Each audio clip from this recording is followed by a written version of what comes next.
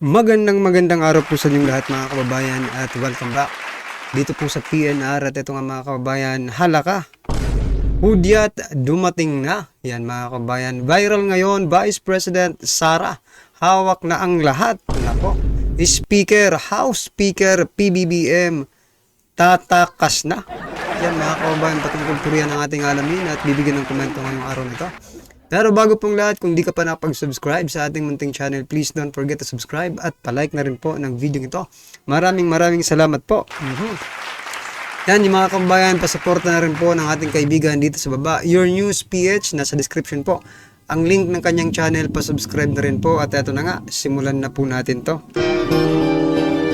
Sawa na ang bayan ko sa magnanakaw na tao.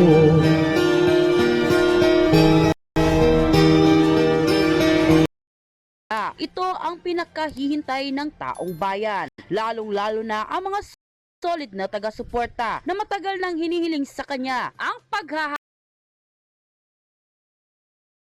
ng ilang beses para ma-impeach siya. Vice President Sara Duterte nagsalita na at kinukonsidera ang pagtakbo bilang presidente sa taong 2028 presidential election. Pero bago tayo magpatuloy mga kapanig, kung bago ka pa lamang sa aming channel, So yan mga kababayan, subscribe nyo na po. Subscribe at i-click ang notification bell para mas maging updated ka pa lalo sa lahat pa ng mga bagong videos na i-upload namin. At yun na nga mga kapanig, kakapasok lang na balita sa isang meet and greet activity kasama ang mga OFW sa Ginza, Tokyo, Japan. Isa-isang sinagot ni Vice President Sara Duterte ang mga katanungan ng mga dumalong OFW sa Japan. Tinanong ng mga OFW kung kumusta na ang pangalawang pangulo sa kabila ng mga nangyayari sa politika na kung saan ay tila siya ang pinupuntirya ng mga di-umano'y black propaganda. Sagot naman ng Vice Presidente ay okay lang daw ito dahil lumaki di-umano siyang ang kinamulatan mula ng 9 na taon pa ito ay mundo na ng politika. Simula pa na naging mayor si dating Pangulong Rodrigo Roa Duterte. Sanay na ito sa mga siraan at dudumihan ang pagkatao mo sa loob ng mundo ng politika. Dahil noon nangyari din raw sa tatay niya na si dating Pangulong Rodrigo Roa Duterte at ngayon ay siya na naman ang pinupuntirya. Kaya lang daw mas maaga daw ang pag-atake sa kanya dahil anya sa mga nabunyag na mga plano ng mga atake sa kanya at nasimulan ito sa pag-alis niya sa gabinete ng Administrasyong Marcos at sa confidential funds. Dagdag pa ng pangalawang pangulo ay well-funded ang nasabing mga pag-aatake sa kanya. Sa naging meet and greet ay inilantad ng Vice President na nababawasan ang mga programa at proyekto ng opisina ng pangalawang pangulo ngayong taong 2025 sa kadahilanang matapos tapyasan ng Kongreso ang budget ng Office of the Vice President sa taong 2025. Kahit na tinapyasan ang budget ng Office of the Vice President, tiniyak naman ng Vice President Sara Duterte na magpapatuloy ang mga operasyon ng mga satellite offices nito. Dagdag pa ng pangalawang pangulo, handa na ang kanilang opisina na i-roll out ang kanilang mga programa at proyekto sa kalagitnaan ng Pebrero at sa kalagitnaan ng pagtatanong ng mga kababayan nating OFW sa Japan. Tinanong si Vice President Sara Duterte sa paparating na presidential election ngayong 2028 kung tatakbo ba ito bilang presidente na lahat naghihiyawan at nagmamakaawa na sana'y oo ang isasagot ng Vice President. Sagot naman ni VP Sara, and I quote, "Yes, we are seriously considering and I really believe that our country will be great again." End quote. Sasagot na ito ng pangalawang pangulo. Tila nga ba nabuhayan ang ating mga kababayang OFW sa Japan na ayon pa sa kanila ay susuportahan nila ang pangalawang pangulo hanggang maging malaya ang bansa. Dagdag pa ng pangalawang pangulo. So yan mga kababayan, napaka-good news po nito. Palakpakan po natin. Yan ha. Confirm. Although malayo pa, pero still, no? This is a good news mga kababayan. No, dahil nung mga nakaraang buwan, no? May mga bali-balita, no? At mismo galing po kay former President Duterte na ayaw niya pong patakbuhin, no? ng presidente itong ating Vice President Sara Duterte na anak niya. Pero ngayon mga kababayan, mapapanatag na po ang ating mga kababayan, no? Sapagkat kumpirmado na mula po sa bibig ng ating Vice President Sara Duterte, 'di ba? Tatakbo sa 2028 kung umabot man ang administrasyong ito, no? Sa 2028. Pero kung sa bagay mas maganda kung matapos muna. Pero I think it's not good, 'di ba? Kasi habang tumatagal, malaki ang nawawala sa Pilipinas, no? O kung papalitan rin naman ngayon ni Vice President Sara Duterte, yung magiging term niya ilang taon na lang, 'di ba? O baka hindi niya magawang ayusin, no? Yung ating bansa o sa 3 taong natitira, kung baga. For example lang, we're not saying that this is gonna happen, no? We're just example lang po ito, no, mga kababayan. Okay? Yun nga, maganda na may tatakbo po siya, no? Pero ang layo pa ng 2028 mga kababayan, baka maubos ang kaban ng ating bayan pag hinayaan lang. Ulo na naniniwala siya na kung magkaisa lang ang mga taong bayan, ay alam di umano natin kung saan tayo papupunta. Nang lumabas nga ang balitang ito ay umani agad ng samut-saring komento mula sa marami sa ating mga kababayan, na kung saan ay marami nga sa kanila ngayon ang hindi napigilan ng kanilang sarili na maglabas ng kani-kanilang hinaing at komento sa mundo ng social media. At ayon pa sa kanila, kailangan ka namin, kailangan ka ng mamamayang Pilipino. Di na namin kaya ang mga nangyayari ngayon sa bansa. Nakaka-stress ng bangag buhaya. Nagsanib na. May tambalos-los pa. Suportahan natin lahat ng mga Pilipino. Sabi nga po ni Sir Ted Filon, no? Hybrid, Hybrid po ang ating gobyerno ngayon. Dahil kalahating ahas at kalahating buhaya. Sino kaya yung ahas at sino kaya yung buhaya sa ating gobyerno, mga kababayan?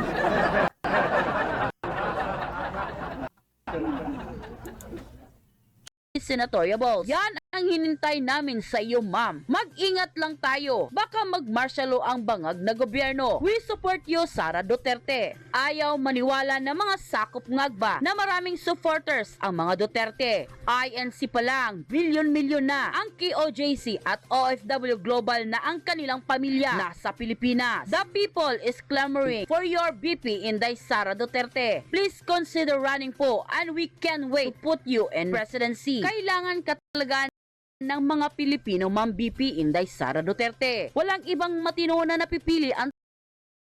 So ito lang mga kababayan, bigla ko lang naisip, no? Kasi nabanggit po yung martial law, di ba? Ito bigla ko lang naisip, baka siguro iniisip po ni President Bongbong Marcos Jr. na pwede nang gawin, no?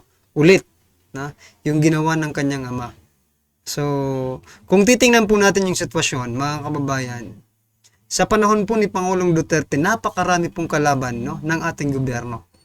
Kasi nga marami po siyang naipakulong, marami pong mga hindi nagustuhan yung kanyang war on drugs, no.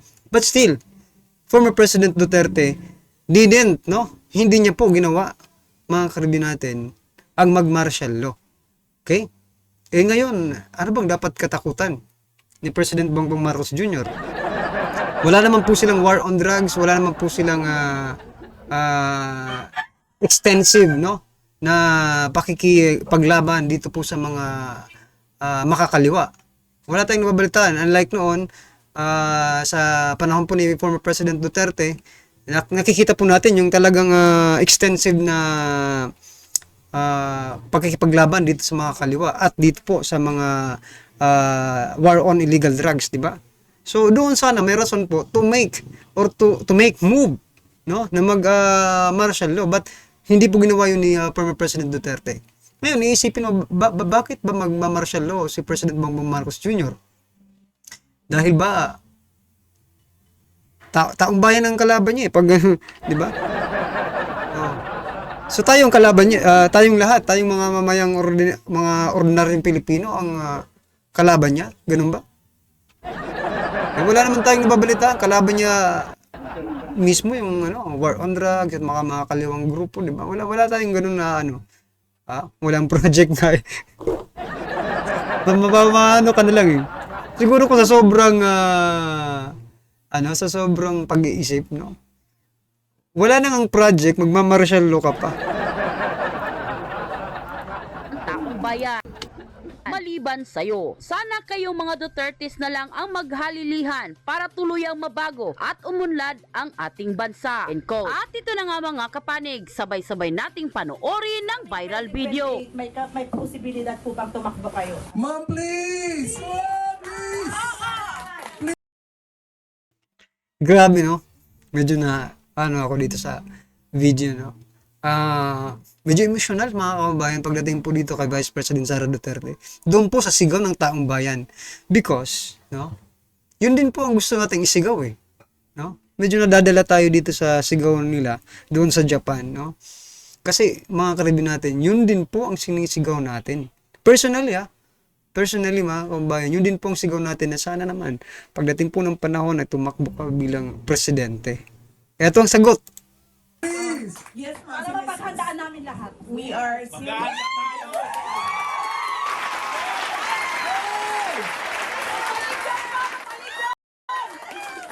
We are seriously considering, ma'am. So yan mga kabayan, palakpakan po natin. Ayan. Masaya ka ba? Ikaw na nanonood ngayon dito po sa ating channel. Masaya ka ba sa narinig mo? Ako, masaya po ako, mga kabayan, sa narinig ko. Mula mismo sa bibig ng ating Vice President Sara Duterte. Di ba? Ang hindi lang ngayong masaya, alams na. Diba? Kung hindi ka ngayon masaya sa narinig mo, alams na. Maybe nasaktan ka, no? At kinakabahan ka na ngayon, di ba? Yan po.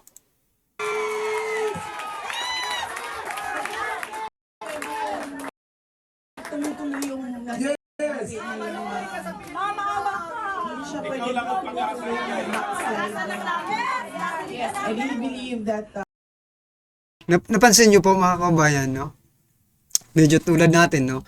Si Vice President Sara Duterte medyo hindi rin yung boses niya because nadadala po siya ng emosyon eh. Parang dito, parang gusto niya nang umiyak eh, di ba? Sa tuwa. Na gano'n na pagsuporta sa kanya ng mga kababayan natin na nandun po sa Japan. Nako. Palakpakan po natin yun. our country will be great. And I really believe We're talking with you! Please! mahirap siya ipaintindi sa ating mga kababayan and mahirap yung kailangan natin gawin kasi you really have to stand firm, especially with government policies para maayos siya. Pero paniwala ko kung magkaisa lang yung mga tao, alam natin kung saan tayo papunta, maggagawa ng ating bayan. Yes, ma'am, isa din yan sa Ngayon mga kabayan, mag-isa may nagsalita, wag lang daw madaya. Ngayon pa nga lang, nagta-try out na po sila. No? They are running dry run. No? Nagda-dry run na po sila ng Pandaraya. Ano pa yung sinasabi ko? Yung nangyari po sa di ba? Yung nangyari sa Tacloban City. Di ba? About kay sa opponent po ni Speaker Martin Romualdez na si Nini Bacali, di ba? Anong ginawa nila? Ngayon pa lang tinetesting na nila, no? Kung acceptable or not acceptable to the ordinary people. Di ba? Kasi kung acceptable yan, mga kabayan, walang kikibo dyan. Nako, isa lang pong naiisip ko. Maybe someday. Diyan pa nga lang, ang ginagawa na nila. Paano pa kaya sa 2028? Diba? Nagtitesting na po sila ng Pandaraya. Pandaraya bang tawag dyan? Hindi ko alam kung Pandaraya yan, mga kabayan. kailangan bantayan ng mga kandidato. Nagulat lang ako dahil masyado siyang maaga na nangyari. Na akala ko kasi trabaho. Tapos pagdating ng 2027, kasi 1 year before election, politika naman na yon. Kasi yun na rin ang Oo nga mga kababayan sayang po no? Sayang po yung oras na pwede nilang sila magtrabaho ng maayos, di ba? Kasi hindi naman yan talaga panahon ng pamumulitika for presidential something like that, di ba? Panahon po ngayon ng pagtatrabaho.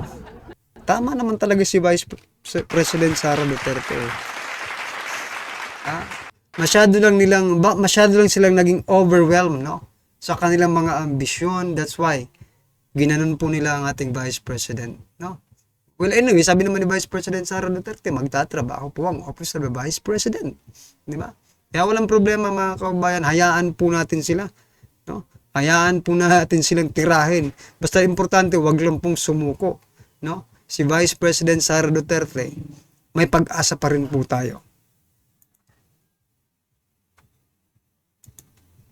Year ng filing of candidacy. Diba? Kapag kandidato ka na, doon na yung klarong politics na ang race. Kaya nagulat lang ako na maaga siya. Pero nung nakita namin na maaga siya, naano din kami na parang, ay salamat, maaga siya dumating. At least alam na natin kung ano yung ano yung iniisip nila, ano yung gagawin nila, ano yung sinasabi nila. Kasi at least ngayon, may time tayo. Tama po mga kababayan, no? Much better na maaga rin po silang nagpakilala kasi maaga po natin silang nakilala. Di ba? Itong mga tambaluslus na ito. Di ba? Hindi tayo gaanong mabubudol ng masyadong matagal at baka maniwala pa yung ating mga kababayan sa gusto nilang, no? Ipokpok sa ating mga utak na sila po ay mababait, sila po ay may malasakit, sila po ay totoong mga may malasakit sa ating bayan. No? Much better, tama po, yung sinabi ni Vice President Sara Duterte na mas maaga, mas maganda kasi makakapag-prepare ang bawat isang Pilipino, makakapaghanda po tayo kung sino at ano ang ating gagawin mga kababayan. Tayo na mag-isip din kung ano yung kailangan natin gawin. Kasi kung nangyari din yung 2027, tapos ganun ka, laki yung kanilang, ang tinatawag ko sa kanya PR atake. Kasi nung unang nangyari yon nung 2023, kasi 2025 na tayo, no? 2023, doon sa budget ng Department of Education and Office of the Vice President, sinabihan na ako nung kilala ko, kaibigan ko sa loob ng PR industry ng National Capital Region. Sabi nila, ang unang baba was 25 million para banatan ka. So, sabi niya, I'm sure meron pa yung ibang budget dyan para tuloy-tuloy yung banat. So, tapos napapansin nyo kasi, meron, tapos nawawala, tapos meron. Hindi depende kasi yan kung ito na naman gagawin natin, ito na naman ang budget, ito na naman gawin natin, ito na naman ang budget. Yes, ganyan. Ganyan kasi yung pag-atake. So, medyo well-funded machinery yung attacks nila. Good news po muna. Si BP Sara po, nagpahayag. So yan mga kababayan, nako. Sana lang ay personal na kwarta nila yung ginagamit nila to attack Vice President Sara Duterte. Kasi kapag it is coming from our taxes, mga karubyo natin, no? Parang ginigisa tayo sa sarili nating mantika. Ginigisa po tayo sa sarili nating mantika through our taxes, attacking Vice President Sara Duterte. Di ba?